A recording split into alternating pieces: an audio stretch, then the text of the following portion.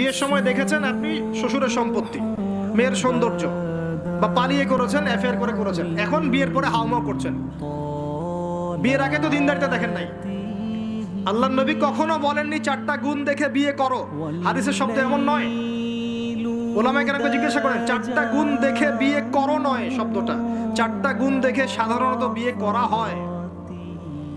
4টা গুণ দেখে সাধারণত বিয়ে করা হয়।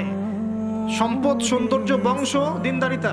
তোমরা দিনদারিতাকে প্রাধান্য দাও, না হলে তোমাদের হাত ধুলোয় ধূসরিত হবে। এখন দেখা যায় দিনী ভাইরা দিনদার ক্যাটরিনা কাইফ খুঁজতেছে। দিনদার মেয়ে চাই কিন্তু সুন্দরী লাগবে আবার। কেন? একটু অসুন্দর হলে আপনার চলবে না? আপনার স্ত্রীর কাছে যা আছে অন্য মেয়ের কাছে তাই আছে, এর বাইরে কিছু নাই। আর 2 দিন পরে, 1 বছর, 2 বছর, 3 বছর পরে, 5 বছর পরে গিয়ে দেখবেন সব সমান হয়ে গেছে। এই দেহের সৌন্দর্য থাকবে না। মনে তাকওয়া থাকলে, আল্লাহওয়ালা স্ত্রী হলে আপনি দুনিয়াতে জান্নাতে থাকবেন ইনশাআল্লাহ।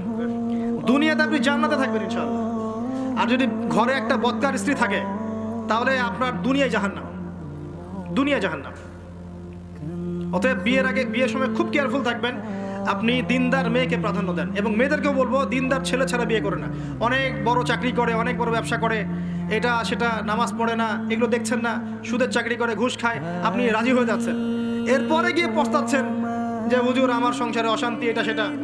এখন তো পস্তায় লাভ নাই, বরং আপনার সন্তানও হবে ওই নাস্তিক প্রজন্মের মতোই, নাউজুবিল্লাহ। আমরা দুনিয়ার স্বার্থ খুব ভালো চিনি। দুনিয়ার স্বার্থকে ত্যাগ করে দিনকে অগ্রাধিকার দেন, আল্লাহ পাক কবুল করবে ইনশাআল্লাহ।